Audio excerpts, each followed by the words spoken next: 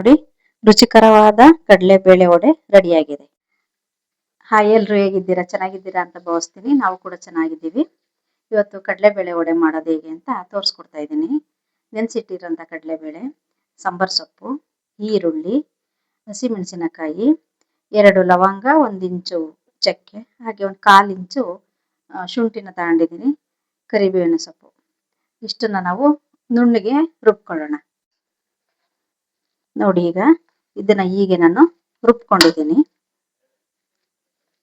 ನೋಡಿ, ಈ ಪ್ರಮಾಣದಲ್ಲಿ ಇದನ್ನ ನಾನು ಕಲಸಿಟ್ಕೊಂಡಿದ್ದೀನಿ. ರುಬ್ಕೊಂಡು ನೋಡಿ, ಒಂದೇ ಪ್ರಮಾಣದಲ್ಲಿ ಬರಬೇಕು. ನಾವು ಹಿಂಗೆ ಫಸ್ಟ್ ಉಂಡೆಗಳನ್ನಾಗಿ ಮಾಡಿ ಇಟ್ಕೊಳ್ಳೋಣ. ಹಿಂಗೆ ಉಂಡೆಗಳನ್ನಾಗಿ ಮಾಡಿ ಇಟ್ಕೊಂಡ್ರೆ ಬೇಗ ಬೇಗ ತಟ್ಕೊಳ್ಳೋದಕ್ಕೆ ಈಸಿ ಆಗತ್ತೆ. ನೋಡಿ, ಈ ತರ ತಟ್ಕೊಂಡು ನೋಡಿ ಹಾಕ್ತಾ ಇದ್ದೀನಿ. ಒಂದೊಂದೇ ವಡೆನ ಬಿಟ್ಕೋಬೇಕು.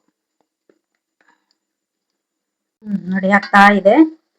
ಬಣ್ಣ ಬರೋವರೆಗೂ ಬಿಡಬೇಕು. ನೋಡಿ, ಆಗಿದೆ. ಈಗ ತೆಗಿಯೋಣ. ನೋಡಿ, ಆಗಿದೆ. ಈಗ ಇದನ್ನ ಒಂದು ಪ್ಲೇಟ್ಗೆ ಎತ್ಕೊಳ್ಳೋಣ.